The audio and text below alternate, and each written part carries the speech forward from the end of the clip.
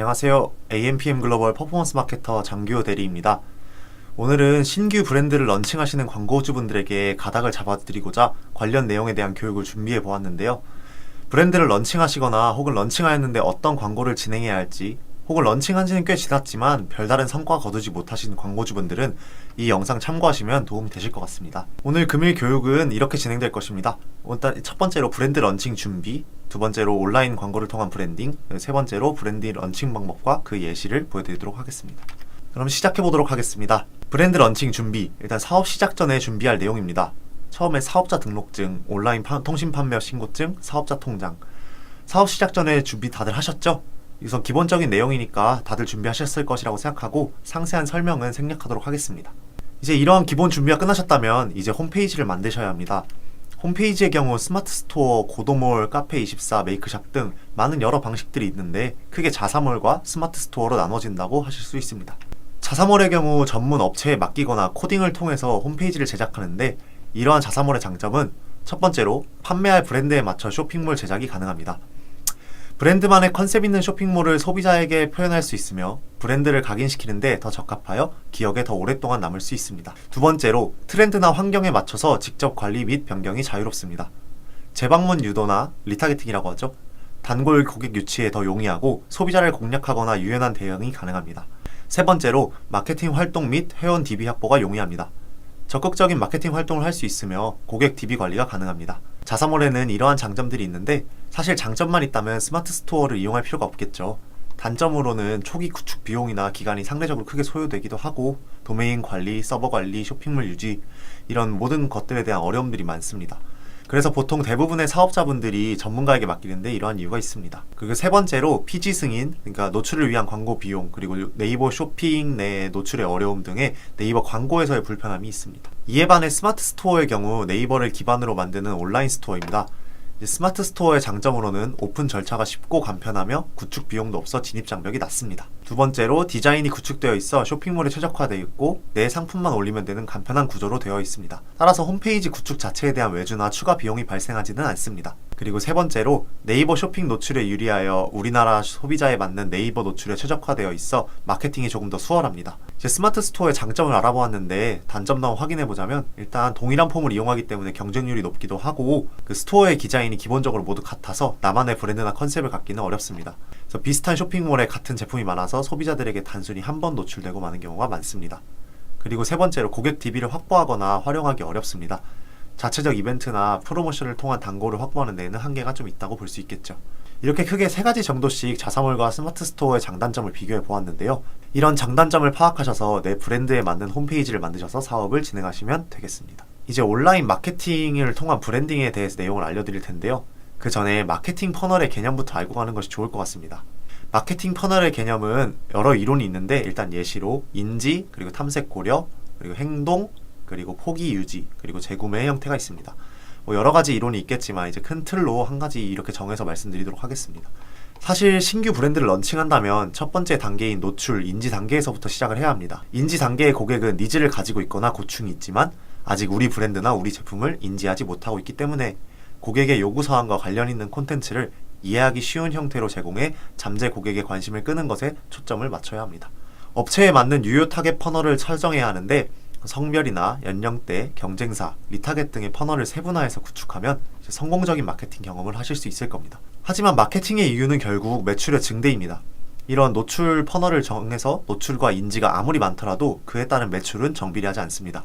1단계에 해당하는 노출과 인지, 그리고 2단계에 해당하는 고려 단계까지 아무리 잘한다고 한들 데려온 고객을 서비스 내에서 제품을 구매할 수 있도록 하지 않는다면 진정한 마케팅이라고 볼 수 없겠죠?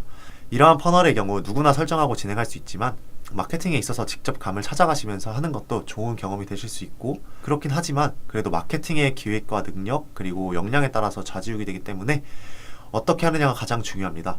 그래서 이 점 잘 참고하시어 직접 운영하시거나 브랜드 초기부터 문제점 개선 방안과 방향성 제시까지 함께 해줄 수 있는 능력 있는 마케터와 함께 하시는 걸 추천드립니다. 그럼 지금까지 브랜딩의 이론적인 방향성에 대해서 살펴보았다면 저희 펩션업종의 예를 들어서 어떻게 광고를 진행하면 될지 직접 진행했던 업체 내용을 예시로 들어서 설명해 드리도록 하겠습니다.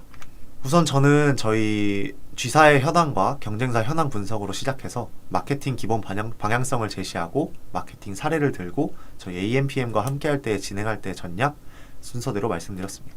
우선 G사의 현황 분석입니다. G사의 경우는 설립한 지 얼마 되지 않은 상태로 텀블벅과 와디지를 통한 브랜드 알리기에 초점을 두고 진행하고 계셨습니다. 그러나 유입되는 페이지가 있음에도 불구하고 홈페이지 관리가 되어 있지 않았으며 스마트 스토어도 개설해 두셨지만 유입이 없어서 형식적으로만 운영되고 있었습니다. 그래서 텀블벅이나 와디지를 벗어난 새로운 홍보와 전략이 필요한 상황이었고요. 충분한 가능성과 경쟁력을 보유하고 있다고 생각해서 마케팅 확장을 통한 인지도 상승을 제가 추천드렸습니다. 그리고 크라우드 펀딩 마케팅 이외에도 매체 확장을 통해서 성장 가속화가 될 수 있다는 것을 알려드리고 여러가지 스마트 스토어 이외에도 다른 홈페이지를 개설하고 그리고 마케팅에 대해서 SNS라든지 그런 여러가지 매체들을 알려드렸습니다. 그래서 우리 G사의 마케팅 기본 방향에 대해서는 브랜드를 알리고 브랜드 검색량을 늘리는 것이 첫 번째 목표가 되어야 했습니다. 그래서 우리 브랜드 타겟팅에 맞추어서 저희 같은 경우에는 20대에서 40대 소비자를 겨냥해 인스타그램, 페이스북, SNS 광고를 진행하며 키워드 광고를 통해서 함께 노출할 수 있도록 했습니다.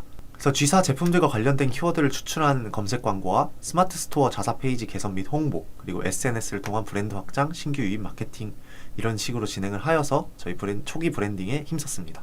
페이스북 마케팅의 경우는 신규 고객 유입이랑 전환율 상승을 유도해서 브랜드 확장을 도모했고 시즌에 따른 메인 아이템을 선정해서 고객들의 관심사를 분석하여 최적화된 타겟을 발굴하고 신규 고객을 유입하고 전환 유도했습니다. 인스타그램 마케팅의 경우는 페이스북과 함께 진행하면서 시너지 효과를 노리는 데 힘썼고 G사 각 제품에 최적화된 타겟 수출해서 효율적인 광고를 진행할 수 있었습니다. 컨텐츠 기획을 해서 어떤 내용을 보여줄 것인지 어떤 느낌으로 드러낼 것인지 이렇게 한 가지의 방향성을 만들어서 이제 인스타그램을 광고를 진행을 했고요.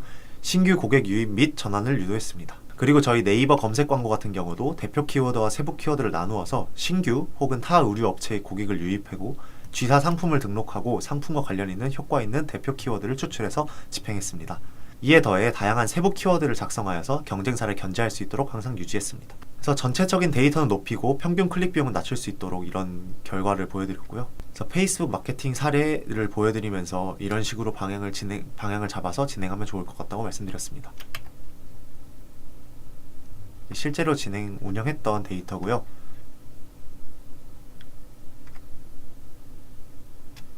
보시면 전반적인 지표가 개선된 것으로 확인할 수 있습니다.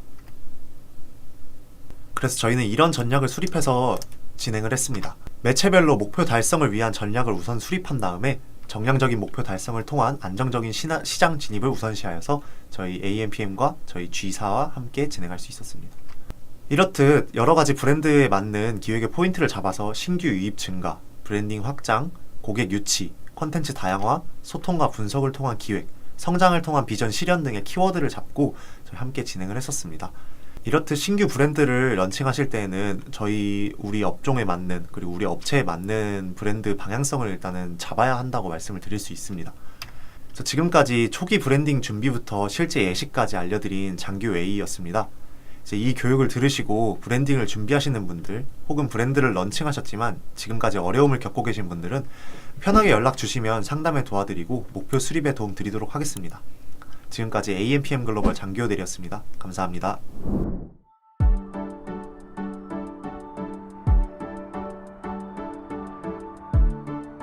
구독과 좋아요는 컨텐츠 제작에 힘이 됩니다.